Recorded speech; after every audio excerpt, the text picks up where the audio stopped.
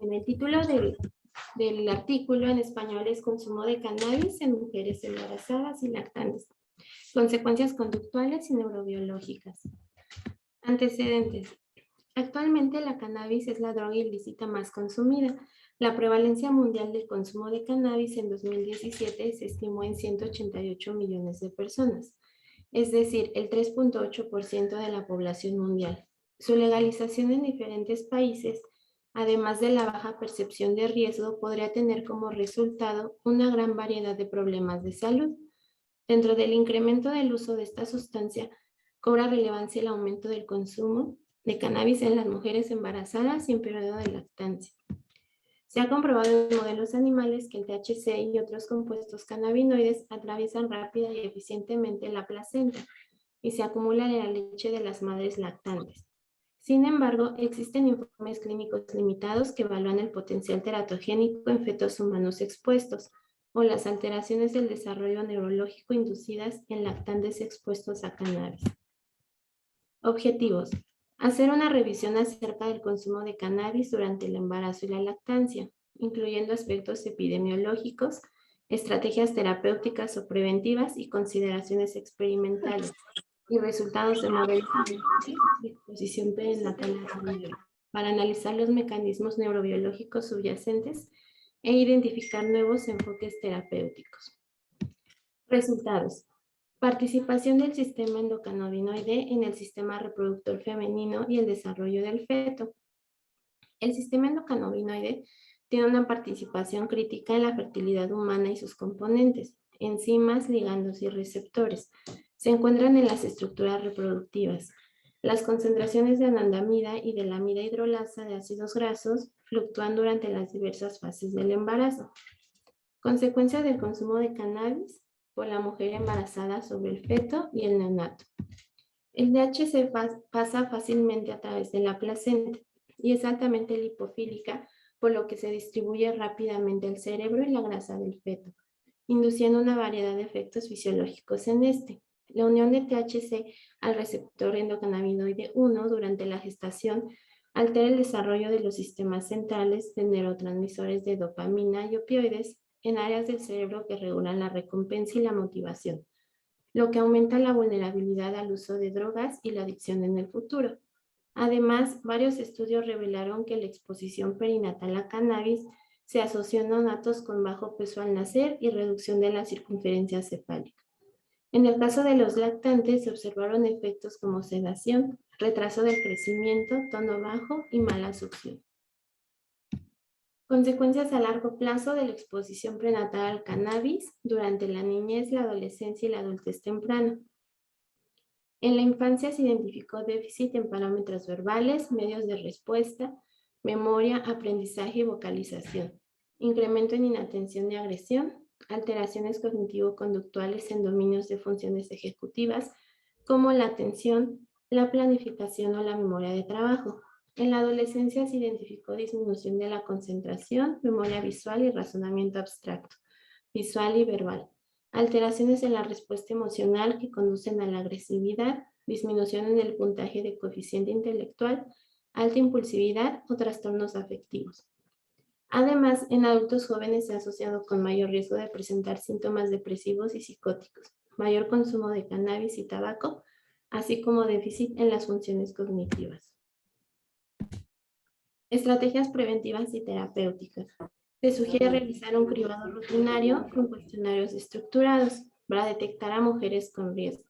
Hacer uso de un equipo multidisciplinario para la atención de esta población, ginecólogos, obstetras, psiquiatras, trabajo social, asesores legales y pediatras. Además de realizar intervenciones como la terapia cognitivo-conductual, terapia de mejora motivacional y manejo de contingencias. Modelos animales de exposición perinatal a cannabis. En lo que se refiere a modelos animales con roedores y la exposición perinatal a cannabis, los hallazgos indican la presencia de alteraciones neurobiológicas y conductuales en la camada. Por ejemplo, en la formación de sinapsis y plasticidad, señalización de glutamato y GABA, señalización neuroendocrina, discapacidad motora, déficits cognitivos y trastornos emocionales. Bueno, vamos a comenzar propiamente con la presentación del tema. Para comenzar voy a dar un panorama de lo que vamos a hablar durante la sesión.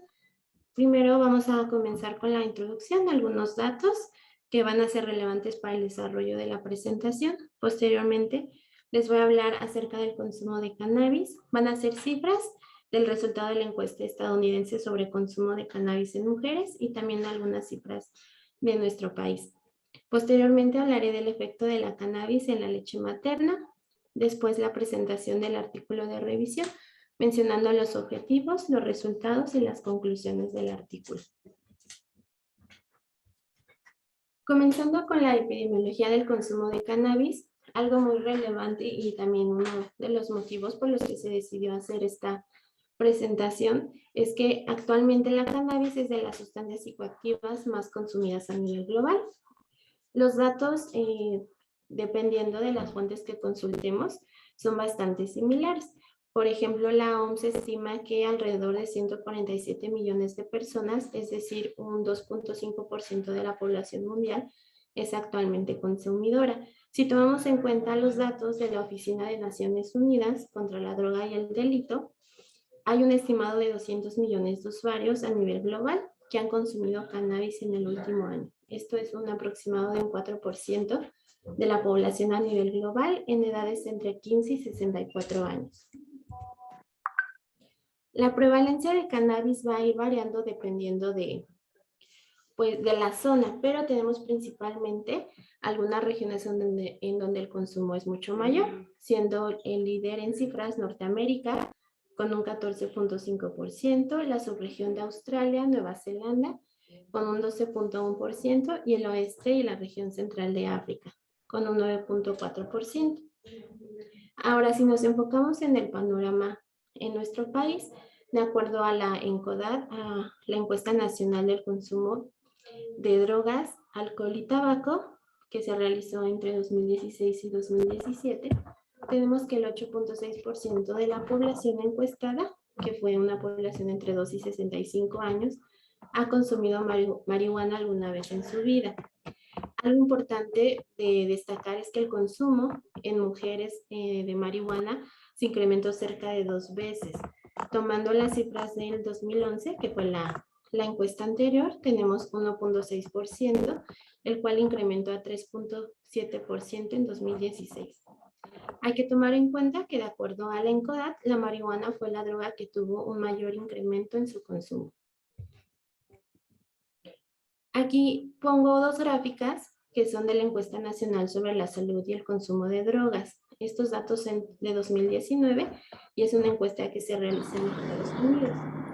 Podemos ver en la gráfica de la izquierda que la marihuana fue la que tuvo un consumo mucho más significativo, el incremento fue mayor. Si tomamos en cuenta los datos de 2018, había un consumo de 13.4%, incrementando para 2019, es decir, en un año a 14.8%, lo cual nos daría un total de 21 millones de mujeres consumidoras. Los datos que presento a partir de aquí son enfocados en mujeres y datos de mujeres embarazadas, ya que es nuestra población que estamos estudiando para este artículo. A la derecha podemos ver otra gráfica. Este habla del consumo de cannabis en mujeres de 18 a 25 años. Tenemos dos divisiones, que es el uso en el mes pasado y el uso que se dio en el último año a diario o casi a diario. Por ejemplo, si nos fijamos, el color azul más oscuro es de las cifras de 2019. En las cifras del último mes tenemos que fue un 21.3%, es decir, 3.6 millones de mujeres. Y en la otra gráfica, que es el uso diario casi diario, tenemos un 5.6%. En el uso diario casi diario no podemos ver un incremento tan significativo como en el mes pasado, pero sí nos habla del aumento del consumo de cannabis. Ahora ya centrándonos más en la población en la que se enfoca el artículo, tenemos datos de la misma encuesta, haciendo la comparativa en mujeres embarazadas y no embarazadas. En el año 2019, En mujeres no embarazadas, como lo había mencionado, el incremento fue muy significativo. Probablemente no son cifras tan disparadas en comparación en la población embarazada, sin embargo, sí vemos un aumento comparado con 2018 del 1.5% al 1.7%. Y en la otra gráfica es el uso de marihuana en el último mes. Aquí podemos ver un incremento en mujeres no embarazadas del 13.7% al 14.7%. De igual manera, en mujeres embarazadas vemos un incremento entre 2018 y 2019 de un 4.7% a un 5.4%. Ahora, hay que tomar en cuenta que este consumo que fue reportado en la encuesta no solamente es de mujeres que propiamente puedan tener un trastorno por consumo de cannabis o un consumo perjudicial de cannabis. Realmente fue la encuesta que definió el uso en cualquier momento y sobre todo ponemos estas imágenes, ¿no? Porque actualmente hay una percepción errónea de que la cannabis es totalmente inofensiva, que realmente no pasa nada, pero bueno, se han hecho varios artículos que ahorita vamos a ir mencionando, ¿no? Incluso en artículos de prensa, alertando acerca de esta mala percepción del consumo de marihuana. Algo que coloco en esta diapositiva son datos más recientes acerca del consumo de marihuana durante la lactancia. Si bien del consumo durante el embarazo no hay tantos estudios, todavía se encuentra mucho más limitada los datos que tenemos en cuanto al consumo de cannabis durante la lactancia. Esta diapositiva contiene información de acuerdo a la fuente de Drugs and Lactation Database, LACMED. Aquí la información que recopilé es que el THC se excreta en la leche materna en pequeñas cantidades y se ha detectado que la THC puede estar presente entre 6 días y más de 6 semanas en la leche materna. Ahora, los posibles efectos de la cannabis sobre los neurotransmisores, el desarrollo del sistema nervioso y las funciones relacionadas con los endocannabinoides ha estado siendo estudiado. Por ejemplo, de los datos que recolecta esta información de 2019, se ha visto que el uso diario o casi diario podría retrasar el desarrollo motor del bebé, pero realmente no se ha visto de manera significativa el crecimiento o desarrollo intelectual, de acuerdo con esta información. Algo que menciona esta fuente es que la cannabis puede afectar la prolactina sérica de manera variable. Sin embargo, independientemente de la cantidad sérica, realmente propiamente no afecta este cambio en los niveles de prolactina, la duración de la cannabis. Sin embargo, sí se ha estudiado que suele ser más corta, no tanto por los niveles de prolactina, sino por la percepción materna, que la cannabis podría ser negativa durante la lactancia y por eso prefieren interrumpir la lactancia antes. En las mujeres posparto más o menos he estudiado que la lactancia cuando tienen un consumo de cannabis suele ser menos de 8 semanas.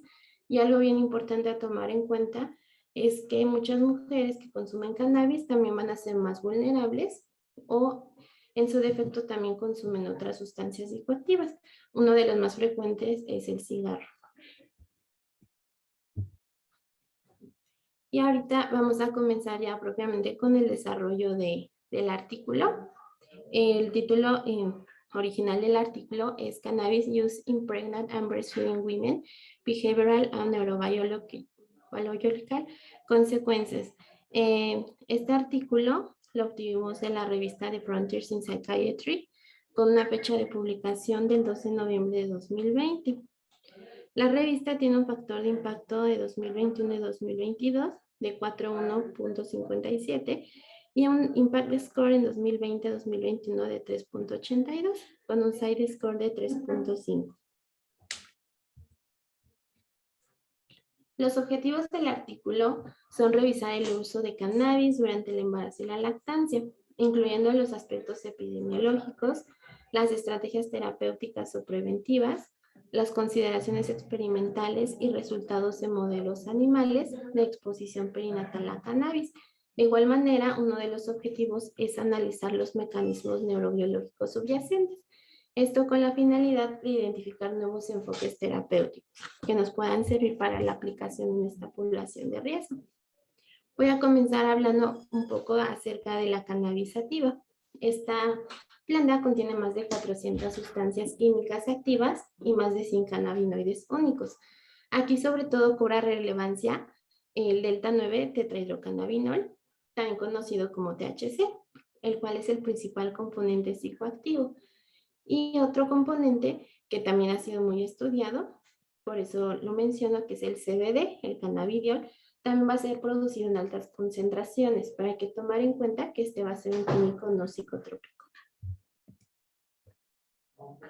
Dentro del sistema endocannabinoide, los efectos inducidos por el consumo de cannabis van a estar mediados por este sistema a través de los dominios transmembrana, de los receptores cannabinoide tipo 1 y tipo 2, que son los que ejemplifico en la imagen. Como podemos ver, estos dos tipos de receptores cannabinoides van a tener dominios terminales extracelulares que son transmembrana y van a ser receptores acoplados a proteína G.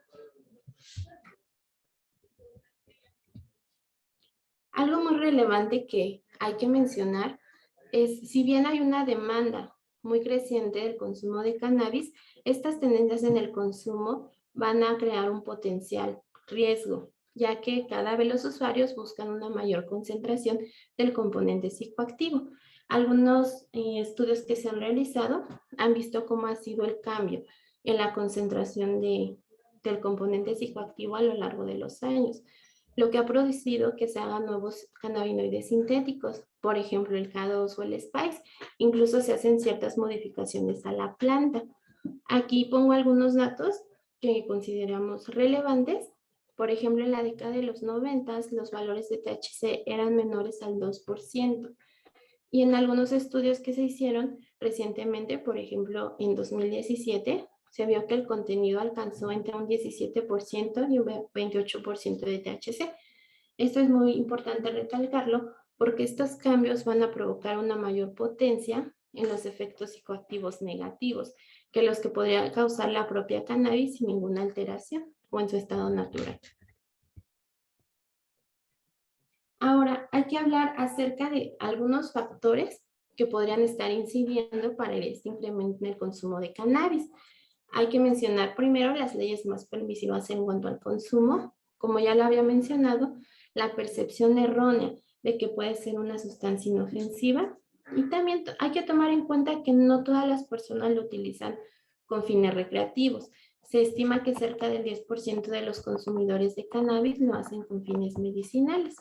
Y actualmente hay algunos ensayos clínicos que han estudiado bien su mecanismo de acción, por ejemplo, en la eficacia a corto plazo, en el dolor neuropático, como un estimulante del apetito en pacientes con diagnóstico de SIDA.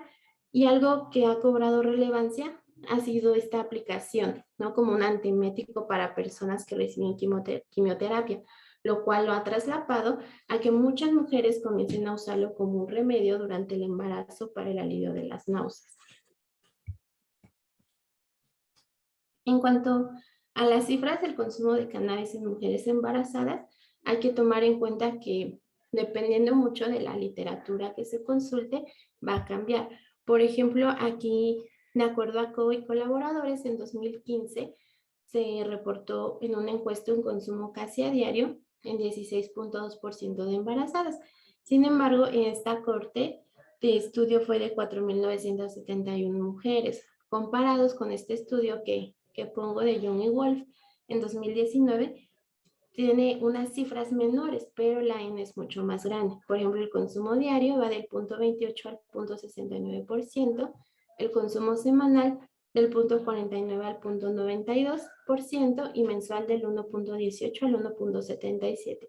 Sin embargo, aquí la población de estudio fue mucho mayor, rebasando las 300,000 usuarios, con un exacto de 367,403.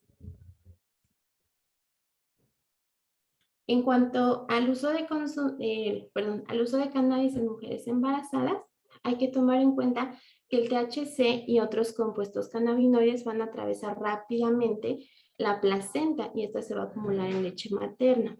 Como había mencionado, todavía existen informes clínicos limitados que realmente evalúan el potencial teratogénico en fetos humanos expuestos al cannabis. Hay que tomar en cuenta que el sistema endocannabinoide lo vamos a encontrar en nuestro cuerpo en muchos lugares. Por ejemplo, el sistema endocannabinoide y el sistema reproductor femenino y el desarrollo fetal. El sistema endocannabinoide va a tener una participación crítica en la fertilidad humana y se van a encontrar sus ligandos, enzimas y receptores en muchas estructuras reproductivas.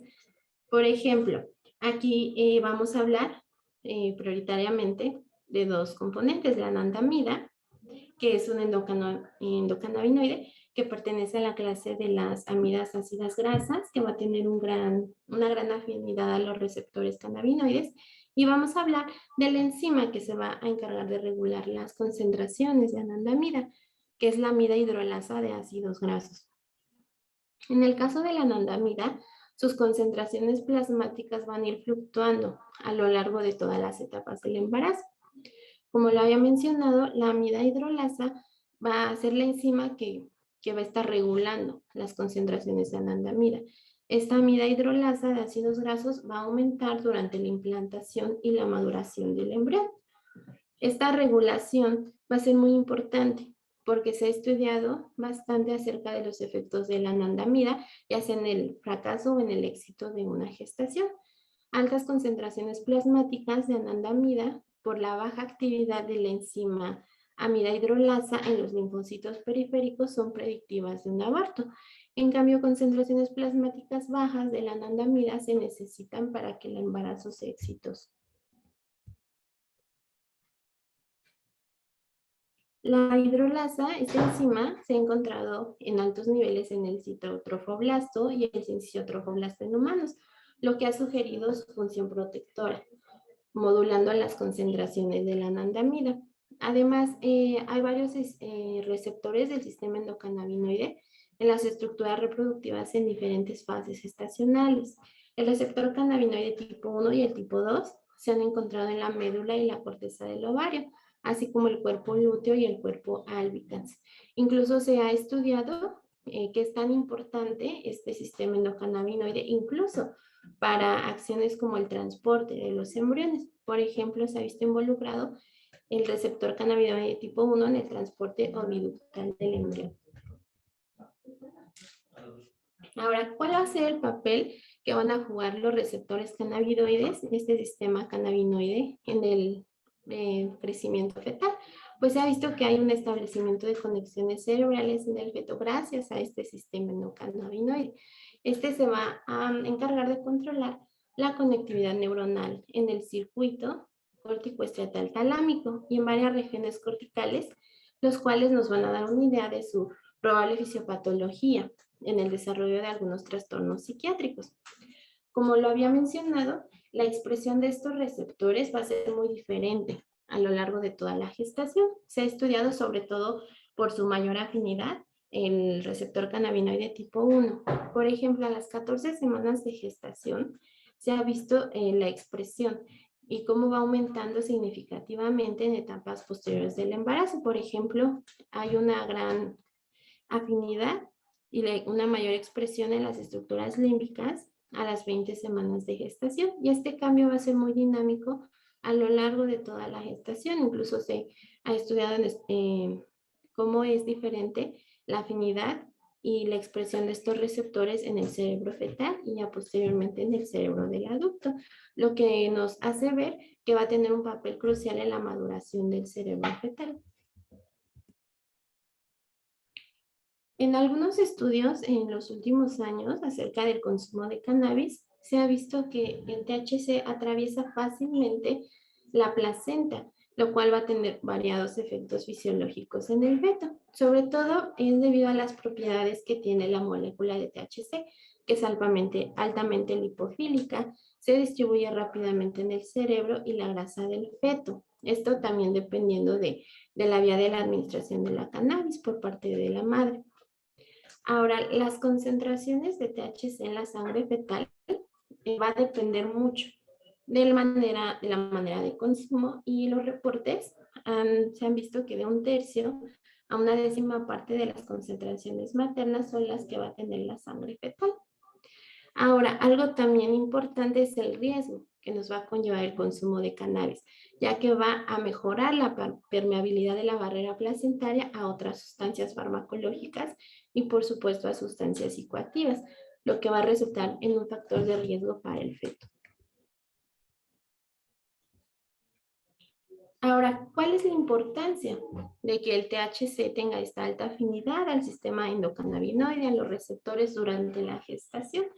Bueno, pues esto va a alterar el desarrollo de los sistemas centrales, sobre todo se ha estudiado de los neurotransmisores de dopamina y opioides en áreas del cerebro que regulan la recompensa y la motivación, lo cual va a aumentar la vulnerabilidad al uso de drogas y de adicciones en un futuro.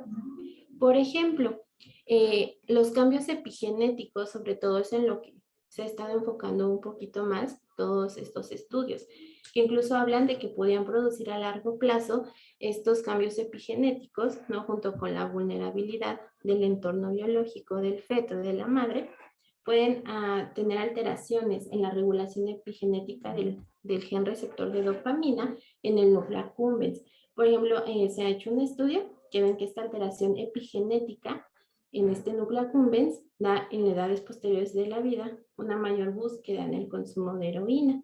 Y también estos cambios epigenéticos podrían producir consecuencias inmunológicas a largo plazo, incluso efectos transgeneracionales.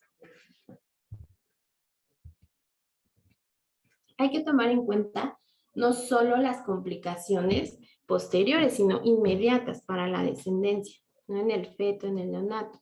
Se ha asociado que este consumo de cannabis incrementa las posibilidades de tener un bajo peso al nacer, una mayor posibilidad de requerir ingreso a la unidad de cuidados intensivos neonatales, aumenta la probabilidad de parto pretérmino, Apgar menor y óbito. Como había mencionado anteriormente, no hay tantos estudios hasta la actualidad que nos hablen acerca de las consecuencias a largo plazo del estudio de cannabis. Sin embargo, 3 de los más importantes los mencionan en este artículo. El primero de 1978, de Ottawa Prenatal Prospective Study, se hizo en Canadá. En 1982, de Maternal Health Practices and Child Development Study, se realizó en Estados Unidos. Y más recientemente, en 2001, el cual sigue activo hasta la fecha, es The Generation R Study. Aquí pongo una tabla comparativa de cuáles son los objetivos de cada uno de los estudios. El primero, el estudio de Ottawa, tuvo una corte de 698 embarazadas, mayoritariamente caucásicas y canadienses.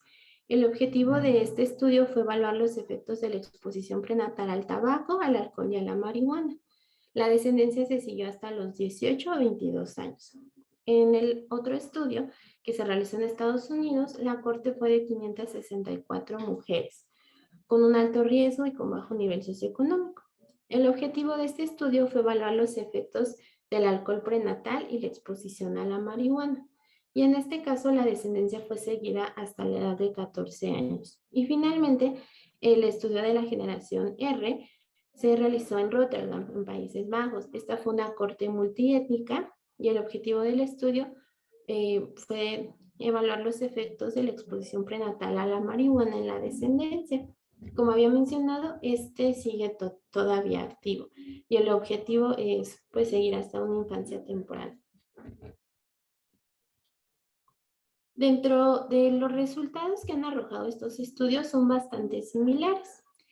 Coinciden el de Ottawa, el de Estados Unidos, en la mayor vulnerabilidad para un parto pretérmino, aborto, complicaciones obstétricas, anormalidades físicas, aumento de peso al nacer. Y, por ejemplo, hay otros estudios más pequeños que han obtenido resultados muy similares. Aquí cito un estudio de Corsi realizado en 2019. También fue hecho en Canadá y arrojaron los resultados de mayor probabilidad de parto pretérmino, desprendimiento prematuro de placenta, un recién nacido pequeño para la edad gestacional, Apgar menor a 4 y transferencia a unidad de cuidados intensivos neonatales. Ahora, toda la fisiopatología y alteraciones que se pueden dar durante el embarazo por el consumo de cannabis, si bien nos afectan de manera obstétrica, hay que ver cómo esto nos va a vulnerar más el sistema nervioso del feto. Se ha visto que con el consumo de cannabis hay un incremento en el índice de la resistencia de las arterias uterinas, lo cual provoca una resistencia placentaria y por ende el oxígeno y los nutrientes van a estar limitados. Esto va a provocar una limitación en la organogénesis, lo cual pudiera ser perjudicial para el desarrollo del sistema nervioso del feto. En los resultados que se han visto en los neonatos, además de lo que ya mencioné, también hay algunas alteraciones que se pueden ver desde los primeros días del nacimiento. Por ejemplo, hay una menor respuesta a la luz. También mencionan que están alterados algunos reflejos no neonatales, como el reflejo de sobresalto o de Moro. Este se ha visto que está incrementado. Y ahora hablando ya en etapas más posteriores de la vida, infancia, adolescencia y adultez temprana, los estudios han arrojado que en la infancia hay un déficit del desarrollo mental evaluado de manera objetiva con parámetros verbales, medios de respuesta, memoria, aprendizaje y vocalización. Sobre todo el estudio de la generación R vio que estas alteraciones podrían estar más determinadas por el género de la descendencia. Por ejemplo, en niñas vieron que había un mayor incremento en la inatención y la agresión. En general, las alteraciones que se vieron en la descendencia de madres expuestas al consumo de cannabis fue alteraciones cognitivo-conductuales, sobre todo en funciones ejecutivas como la atención, la planificación o la memoria de trabajo. ¿No? Incluso también se vieron alteraciones en la calidad del sueño, incluso como en esta alerta nocturna, ¿no? Con este arousal nocturno va a ser mucho más elevado. Se han medido incluso con la diferencia, ¿no? De la exposición en qué trimestre del embarazo es, pero en ambos casos, en el primer trimestre o el segundo, se ha asociado con problemas en cuanto a la lectura y la escritura, y también en la comprensión lectora. También ha afectado para la resolución de problemas que requieren integración y manipulación de habilidades visoperceptuales básicas. Como lo había mencionado, sobre todo algo que recalcan son los síntomas de trastornos externalizados. Es con lo que más han coincidido los estudios. La hiperactividad, la inatención, la impulsividad, e incluso se ha estudiado que hay una mayor propensión a realizar conductas delictivas. También hay que tomar en cuenta que en algunos estudios se ha arrojado que el consumo materno de cannabis se asoció en la infancia, en una edad promedio de a los 10 años, de un desarrollo de experiencias similares a la psicosis. Ahora, durante la adolescencia, continúan estas alteraciones, por ejemplo, en la percepción visual reducida, en la disminución de algunas funciones ejecutivas, se ha visto una marcada disminución de la concentración, memoria visual y razonamiento abstracto, visual y verbal. Objetivamente se han medido los puntajes de coeficiente intelectual, los cuales han resultado ser menores, y continúa esta clara ejemplificación de los trastornos externalizados, la impulsividad, la hiperactividad, y a partir de la adolescencia se ha visto que sí aumentan la cantidad de sintomatología depresiva. Ahora, en la edad adulta, además de esta vulnerabilidad para los trastornos afectivos, aquí es cuando comenzamos a ver sobre todo esta vulnerabilidad en los sistemas de recompensa, ¿no? Se ha visto que hay una predisposición a un mayor consumo de cannabis y tabaco, va a haber un mayor riesgo de psicosis y continúa esta alteración, ¿no? De las funciones ejecutivas. Incluso en poblaciones adultas se han visto el funcionamiento neuronal deteriorado por medio de una resonancia magnética funcional. Se ha visto cómo está alterado el procesamiento de la memoria de trabajo visoespacial.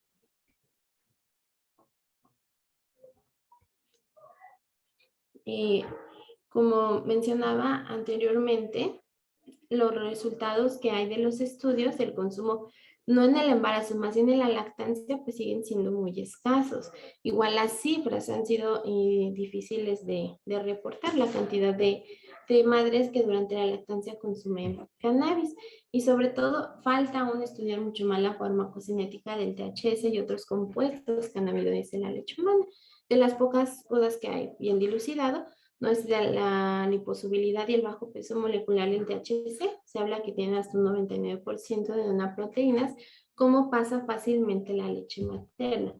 Pero realmente no hay tantos reportes. Por ejemplo, el primer reporte de la presencia de THC en la leche materna fue de P. Reyes en 1982. No se detectó que las mujeres que fumaban marihuana durante la lactancia tenían hasta 7.5 veces más que las concentraciones plasmáticas. Y aquí es importante recalcar que la exposición de los lactantes no solamente sería a través de la lactancia, sino también una exposición pasiva, ya sea por estar en contacto con la madre después de que ha consumido cannabis, o incluso se ha estudiado el contacto con los papás, que también son consumidores de cannabis. Hay algunos estudios que se han hecho, aquí menciono tres: el de Tenes en 1985, el de ASI en 1990 y el de Liston en 1998, acerca de los posibles efectos que podría tener el consumo de cannabis durante la lactancia y los efectos en los lactantes. Por ejemplo, en el primer estudio de Tenes no mostraron diferencias en el crecimiento o el desarrollo mental y motor, aunque sí en la talla de los bebés. Se reportó que eran ligeramente más bajos. Lo que se ha estado viendo y que coincide es la reducción en el desarrollo motor.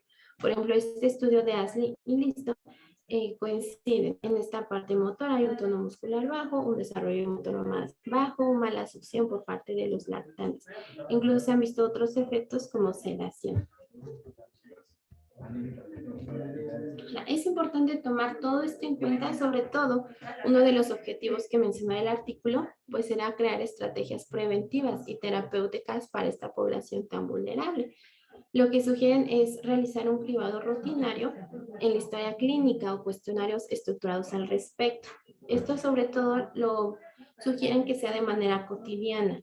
Se ha visto que hay una mayor percepción de seguridad, no hay interacción entre médico y paciente cuando hay varias evaluaciones. Entonces, también se recomienda un tamizaje toxicológico para la determinación de drogas y metabolitos en muestras biológicas maternas. Sin embargo, una de las limitantes, sobre todo al ser la muestra de orina la que más frecuentemente se usa por disponibilidad, realmente para hacer un cribado puede ser un poquito confuso, porque se puede encontrar incluso varios meses después del consumo de cannabis todavía en la muestra de orina. ¿Y por qué va a ser importante crear todas estas estrategias preventivas y terapéuticas? Pues hay que tomar en cuenta que si los trastornos por consumo de sustancias en esta población tan vulnerable no son atendidos de una adecuada manera, va a haber posteriores dificultades para manejar las emociones por parte de la mamá, para afrontar situaciones estresantes, y pues también está bien estudiado como los trastornos mentales, ¿no? Sobre todo una elevada ansiedad, depresión durante el embarazo, pueden tener efectos nocivos a largo plazo para los bebés, no solamente efectos fisiológicos, también mayor vulnerabilidad para algunos trastornos mentales. Dentro del modelo que se pretende ir implementando es un equipo multidisciplinario en el que no solamente esté la madre en vigilancia por un ginecólogo y obstetra, sino que se involucren más pediatras, trabajadores sociales, asesores legales, psiquiatras. Incluso en el artículo mencionan cuáles tipos de psicoterapia e intervenciones han resultado ser efectivas para el manejo de esta población durante el embarazo. Se ha visto que tienen buenos resultados la terapia de mejora motivacional, la terapia cognitivo-conductual, el manejo de contingencias, y sobre todo hay que empezar a hacer programas que tengan una perspectiva de género, que sean mucho más amigables, mucho más comprensibles con las mujeres, para que ellas sientan mucho mayor seguridad de recibir este seguimiento. Claro que hay que tomar en cuenta todas las limitaciones económicas del sistema de salud. Lo ideal y lo que se propone es que haya intervenciones domiciliarias, con visitas programadas regulares. Ya, finalmente, algo que se menciona en el artículo es que la información que tenemos actualmente acerca de estas alteraciones neurobiológicas en, en el sistema endocannabinoide, en cómo afecta el consumo de cannabis, en el desarrollo del sistema nervioso del feto, realmente está más estudiado en ensayos preclínicos, en animales, sobre todo en roedores. Una de las ventajas que tiene hacer estos ensayos es que se evita este factor distractor, ¿no? De otras sustancias. Es muy común que mujeres que consumen cannabis consuman otro tipo de sustancias psicoactivas. Entonces esto puede ser un factor confusor para realmente no saber a largo plazo las alteraciones por parte de qué sustancia están dando. Entonces en los ensayos preclínicos de los roedores esto está mucho más controlado, ¿no? Se ha visto que el sistema endocannabinoide pues participa en la regulación de muchas funciones cerebrales, incluidas la proliferación, la migración, la morfogénesis y la sinaptogénesis neuronal, así como la regulación de los mecanismos subyacentes de varios trastornos neurológicos y psiquiátricos. Dentro de los ensayos clínicos de roedores, pues hay varios factores a tomar en cuenta, sobre todo la administración de la droga. Se ha intentado hacer de la misma manera, inhalada, ¿no? Por medio de cámaras de humo. Sin embargo, una de las vías que más se utiliza en los modelos preclínicos de roedores es por vía intravenosa, que suele ser la que más semeja la farmacocinética, farmacodinamia, biodisponibilidad que tendría la cannabis fumada en mujeres humanas. Sin embargo, la limitante de estos ensayos es que para una vía intravenosa se requiere a personal altamente capacitado, por lo que se ha optado más de que sea por vía oral, ¿no? Sin embargo, esta también es una de las limitantes que hay que mencionar. Va a cambiar mucho la disponibilidad, la farmacocinética. Ahora, dentro de los estudios de roedores hay que tomar en cuenta que no se puede homologar, por así decirlo, al 100% el periodo de maduración cerebral. No es lo mismo un cerebro fetal humano a un cerebro fetal de un roedor.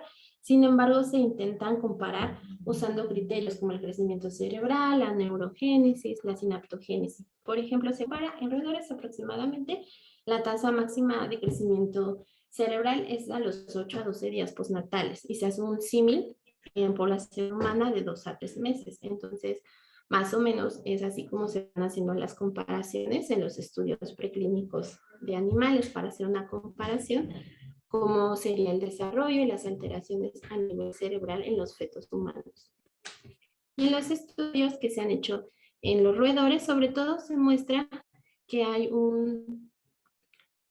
sobre todo una interacción de este sistema endocannabinoide y el consumo de cannabis durante el embarazo se asocia mucho con la recompensa y la dependencia de las sustancias psicoactivas. Aquí pongo algunos de los ejemplos que ponen en el artículo de qué alteraciones neurobiológicas y conductuales se van a dar. Algo bien interesante dentro de las alteraciones neurobiológicas es cómo afecta la formación de sinapsis y plasticidad, los niveles de receptores de dopamina, sobre todo aquí de PEN, de la expresión del gen PEN de encefalina. Este gen se ha estado estudiando mucho recientemente, cómo va a alterar, cómo va a hacer cambios epigenéticos a los niveles de receptores de dopamina D2 y sobre todo está muy involucrado con la señalización de glutamato y GABA.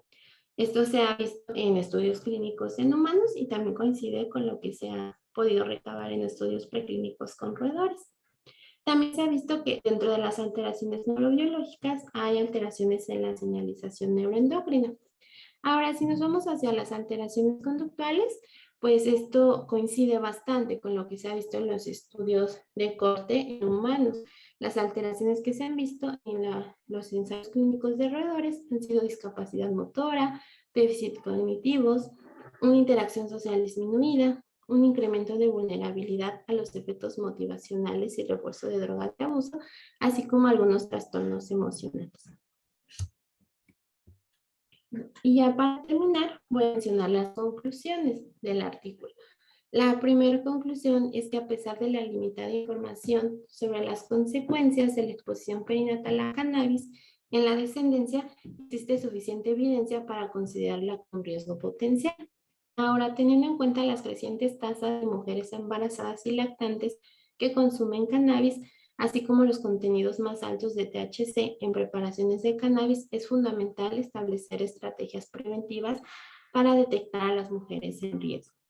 Y el uso de modelos animales de exposición perinatal a cannabis es una herramienta esencial para mejorar nuestro conocimiento sobre los mecanismos neurobiológicos implicados y para identificar las alteraciones conductuales, evitando las confusiones presentes en los estudios clínicos que se pueden ver en población humana, como lo que había mencionado, el uso coexistente de múltiples sustancias psicoactivas. Y eso sería todo de la presentación.